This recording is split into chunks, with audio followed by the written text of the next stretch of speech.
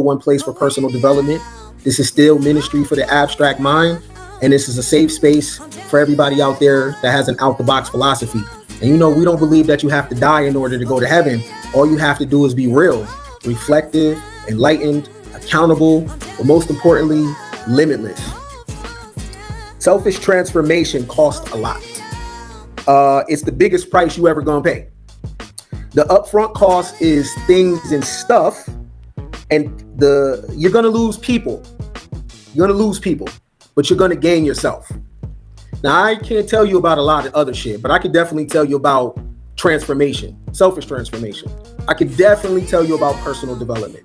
I could definitely tell you about shadow work. Not only do I talk about it, but I actually put it to the test and put it on the wood and live it in real time. I always walked the path.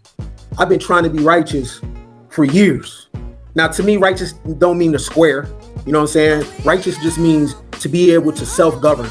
Righteous means I self-lord and master. I'm the law, and my consciousness is not just reading books. I need to try it. I need to taste it. I need to feel it. I need to go out and make mistakes and see what it looks like. I need to be embarrassed. I need to feel what it's like to be humiliated. I need to know what it's like to take a L. I need to know what it's like to manipulate and get manipulated. I need to know what it's like to finesse and get finessed. I need to know what it's like to take something and to get something taken from me. I need to know what it's like to love hard and somebody don't love me back. And I need to know what it's like for me to love hard and I don't reciprocate. That's my righteousness. And I always walked the path, but I never accepted the path. I always go back and forth, but I accept the path. So today, what I'm going to do is we're going to talk about the hero's journey, right? And I'm going to use my experience that I did a few months back, going batshit crazy with the peace walk, and run it through the filter of the hero's journey. Selfish transformation is ugly, yo. I paid a price, right? My healing journey cost me. My personal development, proof of concept journey, what you see me do on camera, how it looked to you, that cost me a lot. Like, my life looks nothing the same. My network, people that was around me, my security, I lost a lot. True healing, from what I know now, if you're really healing, it's gonna cost you, right? I don't know about what your healing journey looks like based on the price that you paid. The price that I paid in order to change my operating system, you have no idea. I made some big gambles. You know what I mean? I'm in one piece, but the world that I gave up, my life was fucking lit. I didn't give up I wasn't like a hobo ass nigga. I wasn't on somebody's couch, right? I was living a life that people say they want. I had contacts that people say that they want. I was making moves and trips and going viral. I had a Facebook. I was up here, you know what I'm saying? Especially for somebody with a GED. What? Right? But I had to burn it.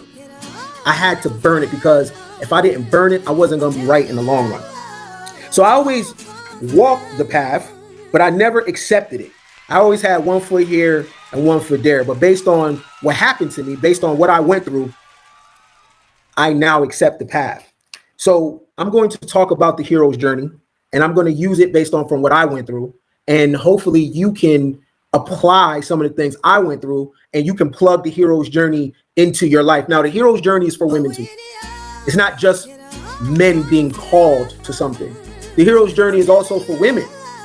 It is a journey and it is a path.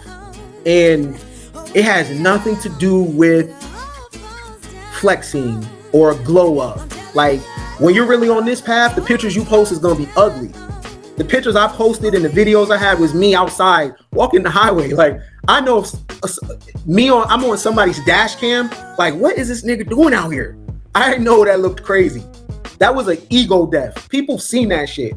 I posted it online for people to judge and people to look at me crazy and people to whisper and, you see your man, your boy going crazy. I know what I was doing. That was an ego death. The version of me that was in other people's minds, I needed to die. And I knew if I still was that guy that people had in their mind, then I was never going to transition into the path that I wanted to. So what it did was it released me from people's eyeballs. I was caught in the character that I created over the years. You know what I'm saying? So I needed to press the reset button. And when I was pressing that reset button, of course, people talked. I wanted them to. You know what I mean? I wanted to have an ego death, right? The most free I've ever felt was when I was outside. It was crazy. It was scary. I could have died. It was dangerous, but I was very free. That's the most free I've ever been. You know what I'm saying? I went on a real adventure. I got to see what I was made of. I was in the woods, climbing over barbed wire fences and looking at dead corpses of deers and shit. Like, I was really on some Indiana Jones shit for the time that I was out there, and it was scary. I was going crazy. I turned my back on the world, right? So I can pick myself up. So when this person is saying that they're healing, how much does it cost? This shit ain't pretty, yo, right? You are addressing your twin, which is your shadow, right? So let's get into the hero's journey: departure, initiation, and return.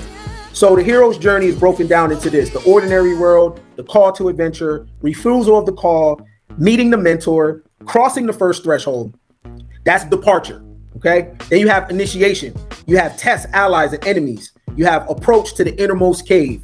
You have the ordeal, the reward. That's initiation. And then you have the return.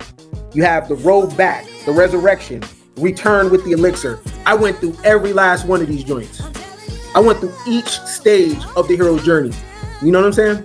Right? So my view is different these days when I think about when somebody is doing the work. Like, what does that look like? When somebody says they're doing the work, you know, that's a buzzword now. We hear that a lot. You got to do the work. You got to do the work. Well, what is the work? What is the work? Is it finances? Can be. Is it marriage? Can be, right? Is it community? Can be. But to me, the work is something totally different. And when I talk about it now, I don't talk from a level of theory. I talk from a level of I actually did it, right? How many people can say that they put their house up, their relationships up, their network up, their child up, their income up, their entire way of life up, their reputation up here? How many people can say that, right? So when it comes to the work, I got proof of concept. I'm not just, this ain't theory. I'm going to use a biblical tale to